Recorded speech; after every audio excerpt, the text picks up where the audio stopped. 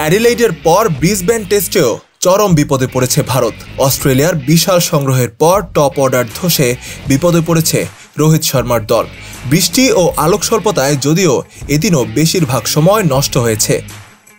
সোমবার গ্যাবায় তৃতীয় দিনে অস্ট্রেলিয়ার প্রথম ইনিংস থামে 445 রানে। এরপর ব্যাট করতে নেমে খেলা বন্ধ হওয়ার আগে 4 উইকেটে 51 রান তুলেছে ভারতীয়রা। লোকেশ রাহুলের সঙ্গে ক্রিজে আছেন অধিনায়ক রোহিত শর্মা। আগের দিনের 7 উইকেটে 405 রানের সঙ্গে আরও 40 রান যোগ করে বাকি 3 উইকেট হারায় অস্ট্রেলিয়া। দ্বিতীয় দিনে 5 উইকেট নেওয়া জাসপ্রীত বুমরাহ এদিন যোগ করেন আরেকটি উইকেট।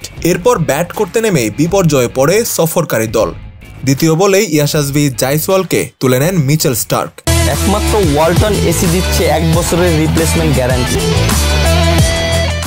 তৃতীয় ওভারে শুভমান গিলকেও ফেরান এই বাঁহাতি পেসার। 6 রানে 2 উইকেট হারানো ভারতকে টেনে তুলতে পারেননি বিরাট কোহলিও।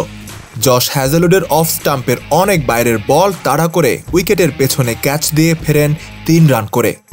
অনেক বিপদের দিনে প্রতি আক্রমণে যিনি প্রতিপক্ষকে ব্যাকফুটে নিয়ে যান সে ঋষভ পান্ত ব্যর্থ।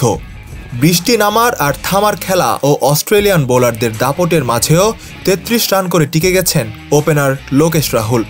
ভারতের ব্যাটারদের মধ্যে 2 অঙ্ক স্পর্শ করতে পেরেছেন শুধু তিনি। নবম দফা বৃষ্টি নামার আগে অধিনায়ক রোহিতকে নিয়ে কোনো রকমে সময়টা পার করে দিয়েছেন এই ডানহাতি ব্যাটার।